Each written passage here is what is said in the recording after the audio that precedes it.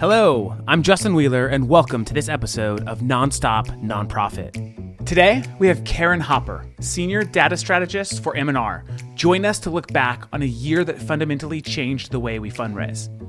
If you've seen M&R's reports, campaigns, and content, and you have, even if you don't know it, you already know that we're talking cream of the communications crop here. This conversation with Karen pulls out a buffet of options for nonprofits who are still finding their footing in the digital world, but circles back to one core idea. Nonprofits have gotta always be fundraising. 2020 showed us that between doing something and doing nothing, well, doing something always wins. And we certainly saw that at Funraise. Heading into the pandemic was terrifying, but we saw 250% growth across our customer base, and it was due to nonprofits stepping out of their comfort zone and into the virtual unknown, taking on new strategies, tapping into new audiences, testing pretty much every tactic under the sun. So Karen's emphasis on that element of communications, that there's always something else you can test, another lever you can pull, really confirms what we've seen. Donors are ready to give, and they're looking for nonprofits that speak their digital language. Your data is everything. And when you put it into context, and social fundraising is here to stay, it's going to last past the pandemic. And bonus, Karen recommended some rad-free tools for nonprofits to use as they continue to dial into digital. Check the links in the podcast summary and let us recommend one more. Funraise Free, your all-in-one nonprofit fundraising tech stack. Let's dive in. It is your number one priority to ensure that your business can continue to deliver on its mission, whether it's this year, next year, and beyond. I'm always so baffled when I do webinars. There's always somebody at the end who raises their hand and says, I'm the development director. Should I have access to the budget? I'm always like, yes, you've got to know that. The best thing that we can do is just raise as much money as possible and then give it to the people around the world. If you're going to be sustainable, you have to have a multi-channel strategy to reach all of these different generations of donors, however they want to be reached. The best thing you can ever do as a nonprofit leader is spend as much money as possible on your story. And it snowballs like any peer-to-peer campaign. The more people that view this content, the further and further it grows. Then you're doing it wrong. Okay. That is unacceptable, and that is not the way to run a board. The more nonprofits can give their donor base that experience of the impact that's being made on the ground level, there's nothing else that you have to give someone.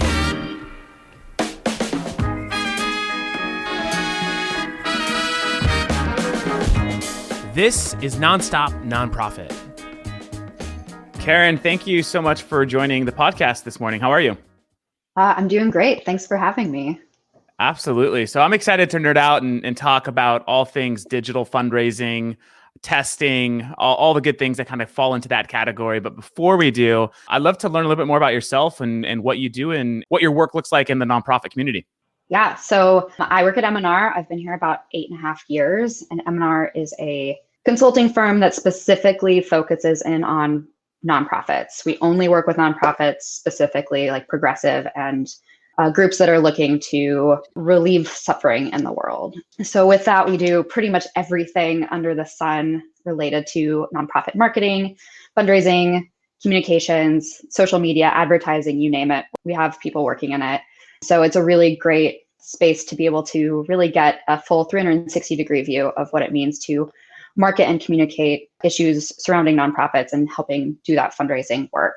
So, yep, I've been here 8.5 years. And in that time, I've done pretty much everything from email implementation, writing copy, doing testing, managing Google Analytics, managing website presences, like you name it, I've had my fingers in it at some point.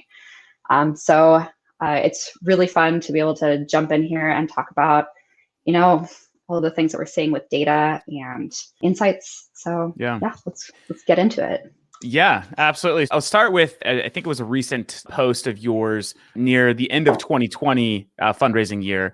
And you talked about there's lots that we can learn about 2021 from how the end of year fundraising kind of shapes up for nonprofits. And so we'd love to maybe start there to get a little bit more of that analysis, what you saw, what you're thinking for 2021 as it relates to nonprofits and fundraising, and kind of jump in from there.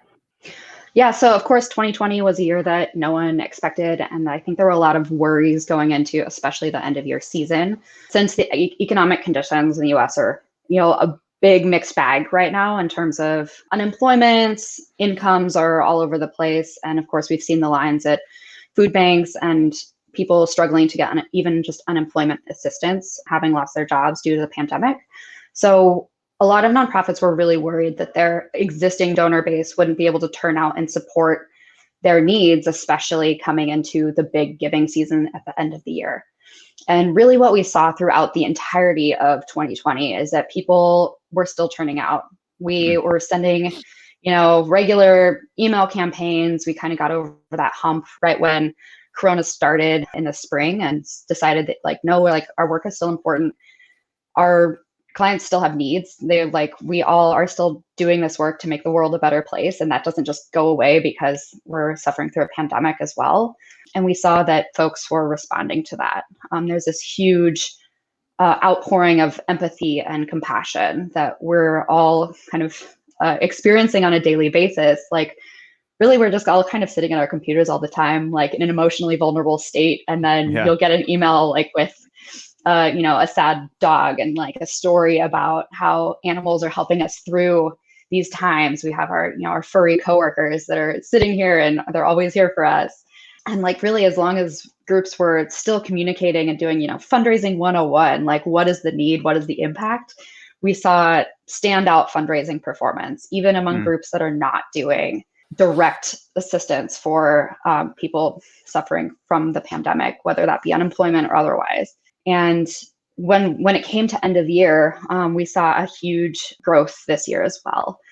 Year over year, we were up both in email and in just overall revenue, ad revenue. Basically every channel for every group had a pretty good year, as long as they stuck to their regular fundraising programming. Right. We saw performance. With your clients, did you have to convince them to keep their normal sort of end of year programming for fundraising, or was it far enough, beyond the initial shock of last March that organizations were ready to get back in it? What was sort of your experience in Q4 working with your clients? Yeah, so by the time we got to end of year, we had really gotten over the fear of really offending people with our asks. There was I'm sure you saw this too, of March and April, a lot of people were just it's not appropriate. We shouldn't be sending appeals right now. People have so much else they're dealing with. But really, once we got over that hump, there were a few groups that basically pulled all of their communication almost through the summer. And then they were oh, but we still have a budget that we need to be, I guess we have to keep fundraising. And it's yes, of course, the work continues.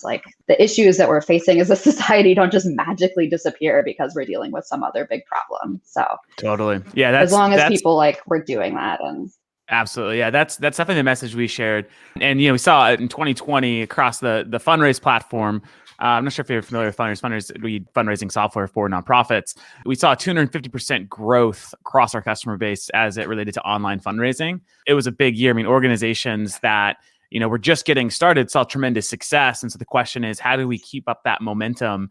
And so what would you say from I hate using the word now because it's overused, pivots that we saw lots of organizations make in 2020, which of those do you think are here to stay in 2021 and beyond as a permanent sort of fixture of an organization's fundraising program? I mean, definitely all of the digital work that, some groups were really ready to hit the ground running when everything went digital. And then there were others that had relied so heavily on in-person and face-to-face fundraising that all of a sudden you had to find a replacement for that. So really digital is here to stay, especially if we're talking about engaging our younger donors like Gen Z and even millennials and even Gen X. We're thinking these are the folks that have grown up on the internet. We have our phones. We're always connected. And figuring out how to transform what we know works for fundraising that has traditionally been in direct mail or in telemarketing, and really taking those same principles and focusing in on how can we transform them for the new digital channels.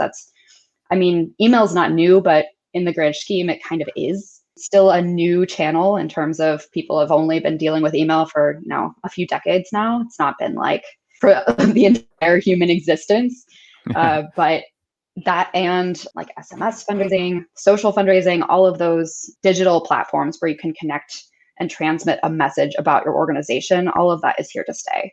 Yeah, totally agree. I mean, I think, the conversations that we're seeing a lot of nonprofits have is how do we increase sort of what we did in 2020, whether it's putting more budget behind ads, putting more budget behind the technology that they're using to run, stronger digital plays. So I totally agree that it's here to stay. Are there any new emerging channels that you've been excited about or you've seen maybe some of your clients begin to experiment with? I was on a call with a nonprofit that I'm on the board of the other day, and they actually talked about Clubhouse as a interesting fundraising channel where using SMS within Clubhouse, putting SMS callback numbers in your profile. There was just one conversation had like about 1,000 people in it, and they raised like $10,000 or $20,000. Is pretty intense. But any channels like that or anything else that you've seen that have been interesting that we should be on the lookout for in 2021? So you really hit it on the head with SMS. That is really one of the most successful emerging channels that we've seen. I'm sure folks got, if they were, in any sort of swing state over the election, got tons and tons of text messages. Yep. There are some regulatory changes coming with that, but the more we can focus in on building an opted-in SMS list, in the same way that if folks, opt in to receive emails, you can opt in to receive SMS blasts. We're really seeing that support as a supporting channel for a lot of our existing digital campaigns, as well as successful on its own. And there's some really cool, unique things you can do with that channel. I know I've subscribed to the dog rates text messages where you can get a cute dog and your message every day. And it's like, yeah, I see my dogs on Instagram, I see them on Facebook, and now I can also see them in SMS. It's like a fun, different channel. And especially I will admit it, yeah, I'm a millennial. I use SMS. Please do not call me. Send me a text. Yep. Are you seeing within your work on the SMS side as a communication channel, like two-way communication channel as well, or more as a broadcasting tool for nonprofits to raise funds and maybe to share updates, or are you seeing it two-way? What sort of are you seeing working to be the most effective? So both of them have their benefits and really strengths in different ways. So that two-way, the peer-to-peer channel, using a tool like Hustle in order to really have that one-on-one conversation with donors is really great for donor cultivation, especially, is that you're able to reach out to a pool of donors who maybe donated that same day and say hey, what inspired you to donate today? Let's talk a little bit about that. And you can both get that information back into your organization to, use that to tailor your future messaging. But it also just makes the donor feel like part of the community. And so that's one of the big strengths of having that peer-to-peer one-on-one. But of course, then it's harder to scale that. So if you have a massive program, you need all those volunteers to be able to be sending those peer-to-peer type messages. And so the blast SMS then ends up functioning more like an email, just in a different format and obviously optimized for mobile. Yeah, absolutely. The other interesting thing I think with SMS is I know it's a preferred channel for millennials and so forth, but I've seen it be highly effective with boomers. And I think because, you think about text, everyone texts, right? Grandparents are texting their grandkids. Mm-hmm. And so it's a channel that everyone understands. It's easy to adopt. It's not complicated. So we're also seeing across our customer base, it be a multi-generational sort of tool that is reaching, all sorts of audiences, which I think is exciting because a lot of times you see as channels emerge, they become more isolated to a specific demographic. But this one seems a little bit more widespread, which is exciting to see how nonprofits will continue to leverage that across their programs.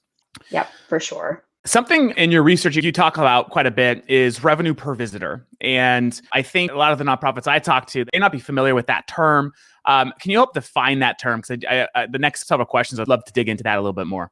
Yeah, so revenue per visitor is a metric that we track for just the overall success of, a donation form, an email blast, whatever it might be, or you're taking the total number of people who were exposed to the content, whether that be your whole website, a donation form, or sent an email, versus how much that activity generated. So for a donation form over a period of time, maybe you got 2,000 visitors to your donation form and you raised $20,000.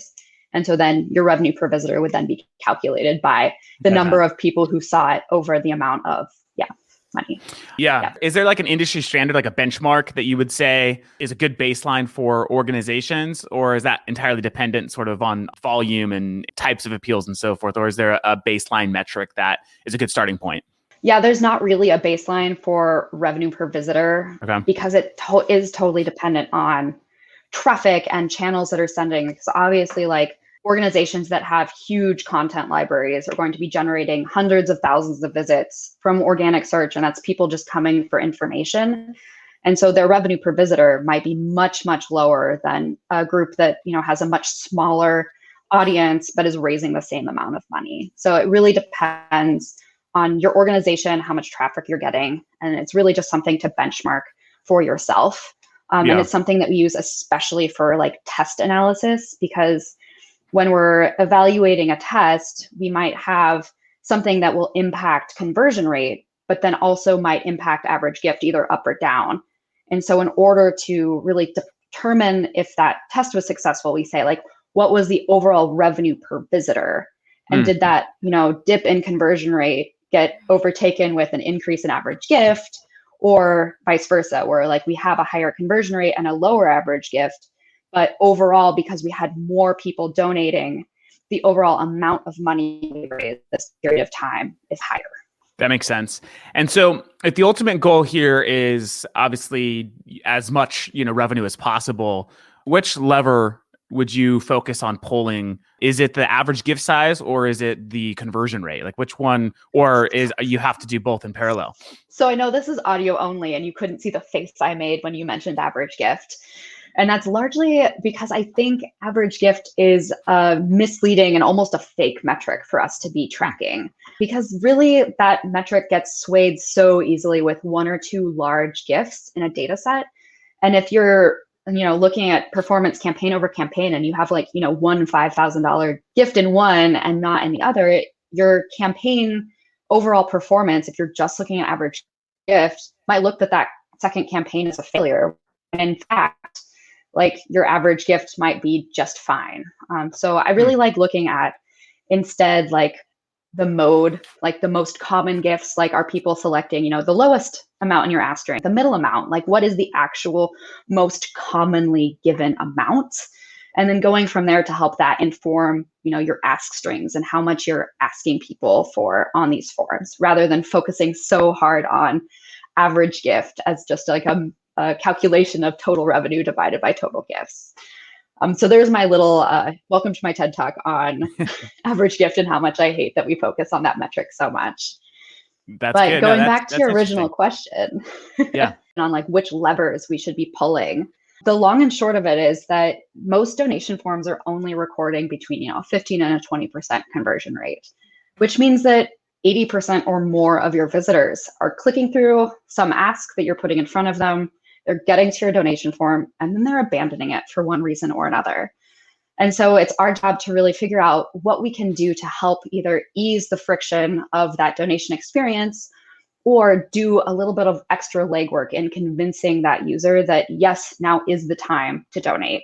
We've been doing a lot of testing, especially around donation form content, whether that be imagery, cases for giving, success stories, stories of need, really just focusing in on what a donor needs to feel comfortable and secure and giving, like pulling out their credit card and starting to make a donation. So of course, there are those emotional levers, like using eye contact in your imagery, making sure that you have like really emotional appeal, but also just being really upfront with, this is what our organization is doing. This is what your dollars will go to support. So obviously, it's a huge wormhole once you get into it, because there's just so many options. So the common thing that one of our products is a pretty robust giving form, and users can configure it to add all sorts of different inputs to collect from the donor, and which obviously the more you add, the more friction it creates. So one of the things that we've seen, for example, is we encourage our customers often is not to ask for a phone number, because we see conversion go down pretty drastically when you're asking for a phone number. I'm not sure if that is in line with sort of your guys' research. Are there other things like that that you would say, you know what, do not include this on a giving form because the friction, it'll create so much friction that you will see a severe loss of revenue? Are there other things like that you'd recommend just keeping off your giving forms? I don't know if I would say to keep information off of giving forms, but making things not required, like thinking through like which things are absolutely necessary to conduct a transaction. So for credit cards, that's usually just zip code and the credit card information. You don't need a mailing address to process a credit card. And like, yes, I understand that for nonprofits, you want that mailing information so you can add them to your direct mail file. But in the moment, if you want to really get that initial gift and then follow up with those donors later and ask for that information, that might be a better way to go. I know that there's been some research lately on making things like mailing address and even phone number just an optional field on the form. And that actually has been okay for conversion rates. And then you actually see conversion rates go up. We have done a lot of testing. We talked a lot about SMS earlier, and collecting that information at the point of, a donation or an action has actually shown, like, we haven't seen a drop in conversion rate adding that to our donation forms and our advocacy forms, because again, it is an optional field and folks who are interested in that channel are giving us that information. So it's working to both build our interested user bank for that channel, but not harming initial conversion. Got it. That makes sense. In regards to channels to focus on here in 2021, we've talked about SMS. You'd mentioned something I want to go back to about how, email is still actually a relatively new channel for organizations. But I still see I feel like a lot of nonprofits are tired with email. And maybe that's just they're not running the right programs. But talk to us a little bit about the effectiveness of email, the types of campaigns or programs that you think should be a high priority for a nonprofit of any size as it relates to email programs.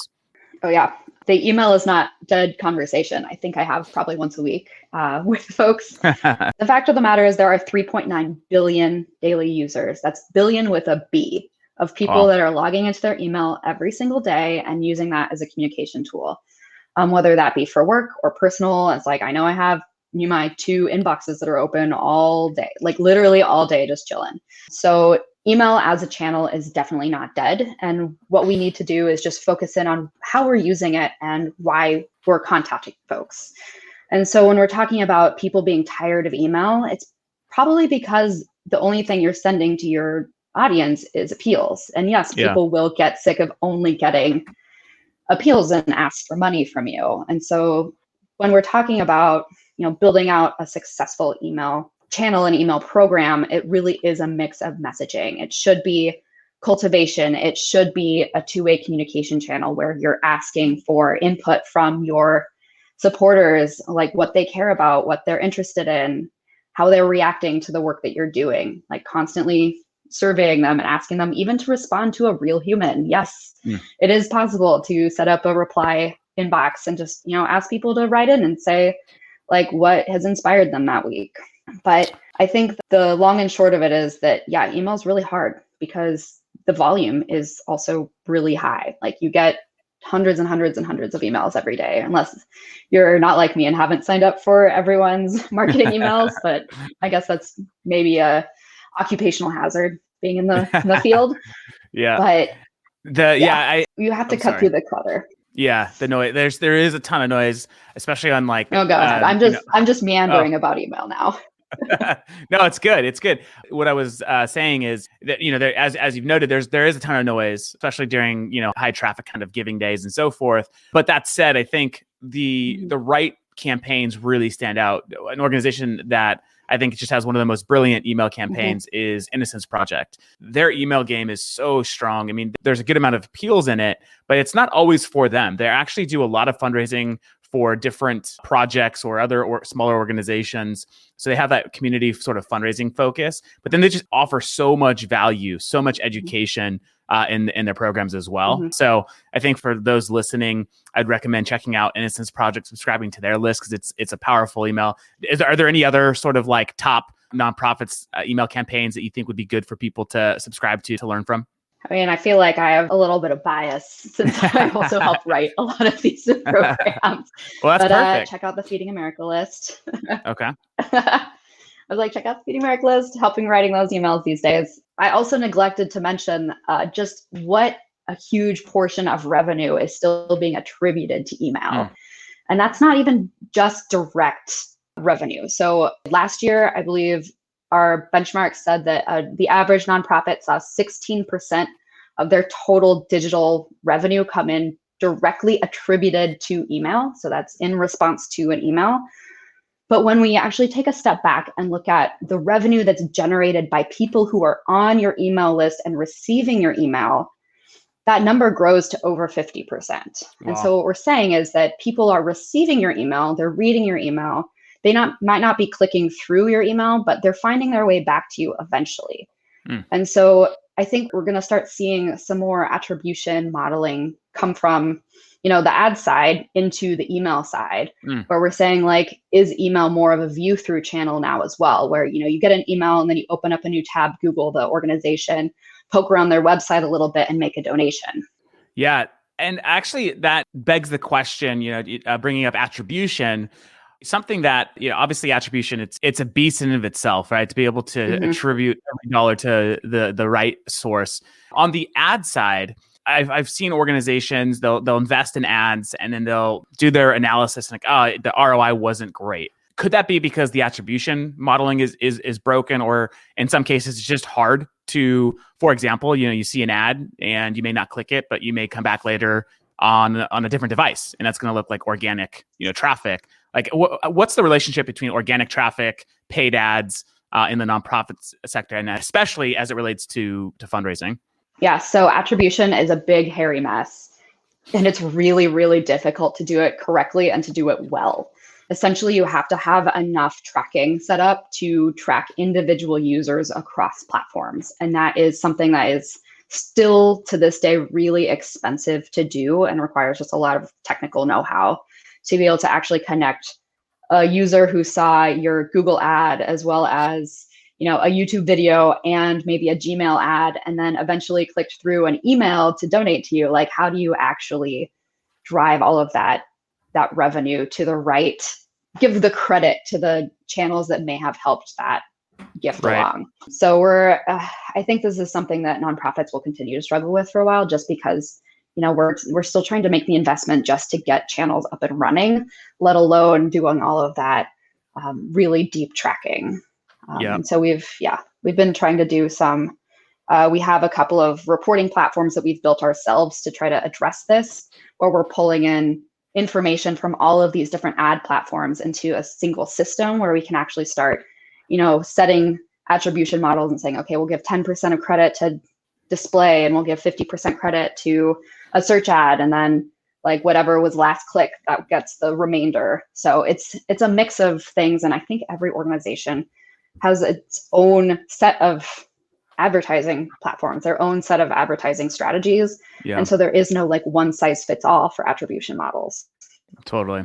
And as you mentioned, especially as you go into multi-layered attribution, that becomes even more challenging. So I'd love to get your thoughts on where you think fundraising is going over the next several years. From your analysis and your perspective, what can we expect? I think that we're going to start seeing some different experimentation with creative and just audience discovery. I think the 2020 really like reckoning with, white supremacy culture and how nonprofits play into that sort of, white saviorism has started to really change the conversation on what makes effective creative.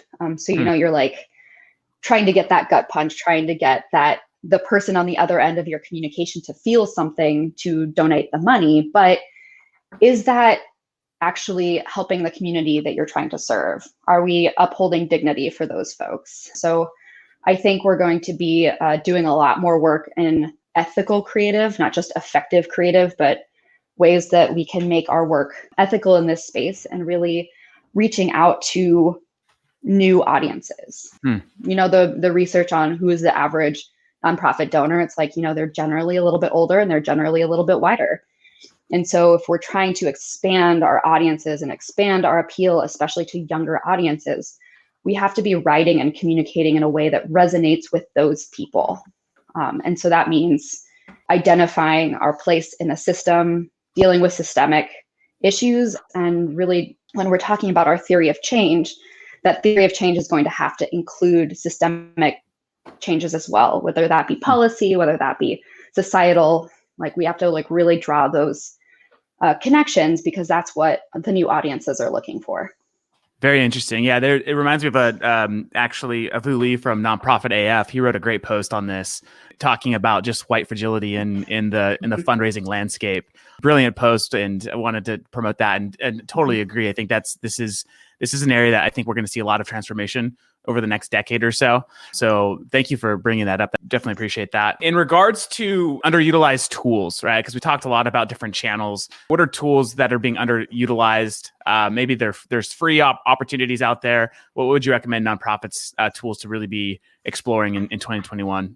Yeah, if you are interested in doing testing, I know we really have glanced on the testing conversation during this podcast, but that's my bread and butter is a lot of A/B testing on especially donation forms. There are free tools out there that you can and should be using. So Google Optimize is a free tool. You can set it up directly through your tag manager or onto your website. And then it connects straight into your Google Analytics platform. So then you can just read out the data from those tests right in the same place that you're hopefully reading out other information about your website. And so this is one of the things that like, it's hard to get over that initial hump of like, we want to test something. Where do we start? How can we do this? What are the technical hurdles? Really just get the platform installed. It's really easy to use. It has a little WYSIWYG editor where you can just click into different text fields and change the text. And then if you want to make different changes for like desktop and mobile, you can do that right there. And then just like let the test run, see what happens. It might surprise you. So once you've run a few, it really is a lot easier to build momentum towards, an ongoing A/B testing strategy. On the like sample size, like what's a good sample size of data to look at and to analyze? Like, I mean, obviously you want more than 5 visits. What would you say is like a good sort of starting point in regards to like that initial sample size of data? Yep. So this is another messy statistical conversation.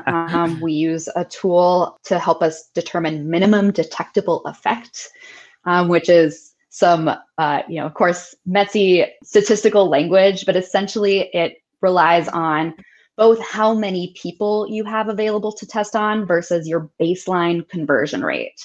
Because if you have fewer people, but more of them convert, you'll be able to detect a change more easily than if you have a few people and only a couple of them converting. So it's really just a balance of, can you reasonably detect a pattern, like a statistical change in a set of folks over, a period of time. So I'm going to send some links that we'll put in the notes. The Optimizely has a great little calculator that's easy to play with. You can just pop in your like baseline conversion rate and just see how the audience numbers change. And then you can see if you have like a 20% conversion rate, then you might only need, 2,000 people to come through your test. Whereas if you have like a 5% conversion rate, you might need more like 100,000 people to come through your test.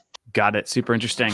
So leads me to my last and final question, right? The nonprofit sector is doing incredible work addressing, the biggest challenges of our time. Why, and we hear this all the time, like, why do we need to care so much about our website? Why do we need to care so much about the conversion, the user experience? From your perspective on someone who's analyzing this on a daily basis, trying to optimize, why is this so important for the nonprofit community to get right? Oh, so many reasons. I feel like this could be a whole separate podcast. But yeah, the website is your way to communicate who you are to the world, to anyone who cares to look for you, whether that be, people who are interested tangentially in the work that you do, the issues that you work on or fixing, allowing those people to find you through organic search is really, really important. We see the average nonprofit gets about 44% of their traffic from organic search. And when those people come to your website, you want to show them your best self. You want to say like, this is who we are. This is what we're doing. This is why you should care. Also sign up for our email right now. Like get them into the door, get them into the stream right away. Don't waste time thinking that they're going to come back on their own, because guess what? They probably won't. You want to hook them right away. And Absolutely. of course, like donation forms, we should absolutely be caring about, because that's where folks are making their gifts. We saw this, in 2020, and it's going to continue on, that those offline channels are starting to fade a little bit. And where are those people coming? They're coming to your website, they're coming to donate. And a lot of them are coming on their phones. We saw mobile donations go up quite considerably this year, even though most people were, sitting on their laptops at home most of the time. But we're still seeing mobile donations increase. So that mobile experience becomes even more important, especially on your donation forms. So true, and very good insight. And to kind of hit it here, I've said this a couple times now, but on the onset of the pandemic, Dan Schulman, the CEO of PayPal, he talks about how we're moving into a digital first economy, right? Mm-hmm. And there's really no turning back. And for organizations, as you mentioned, websites, it's their storefront, right? It's that entry point for so many new users and potentially new donors. Prioritizing digital is absolutely an effective way to scale your revenue. And it's something, in fact, I would go as far as to say is if you're not investing in digital, it's going to be hard to scale in the 21st century, your nonprofit organization. That's a really great point about it's the digital storefront. And I think the thing that nonprofits need to remember is that people are not experiencing their communication in a bubble. Like the same people who are receiving your email, who are going to your website, who are checking out through your donation form, they're also using websites like Amazon. They're shopping for their stuff on Etsy. Like they have certain expectations for how easy the online shopping and online browsing experience should be. And so we need to take a hard look at how easy or hard it is to be navigating throughout our website and completing forms, especially while on our phones. I feel like I come back to this again. But those like mobile payment options, PayPal, Apple Pay, like being able to just, swipe through with a fingerprint and make that donation, like it's going to become more and more important as the digital economy picks up even more steam. Totally. Yeah, that's such a good point. It should not be easier for your supporters to buy something on Amazon than it is to make a donation on your website. Like that behavior has to be the same. It has to be familiar to your donors. Don't make buying socks easier than making a life-changing donation. I think that's such a good point and a great priority for 2021 for any organization who doesn't have an optimal sort of giving experience online. Karen, well, thank you so much for joining us today. We appreciate it. Keep up the great work. We'll continue to love to follow your work and your research. And thank you for all the work you're doing in the nonprofit community. Yeah, thanks for having me. Absolutely. Have a good one. Yep. Bye. Thanks for listening to this episode of Nonstop Nonprofit. This podcast is brought to you by your friends at Funraise, nonprofit fundraising software built by nonprofit people. If you'd like to continue the conversation, find me on LinkedIn or text me at 562-242-8160. And don't forget to get your next episode the second it hits the internets. Go to nonstopnonprofitpodcast.com and sign up for email notifications today. See you next time.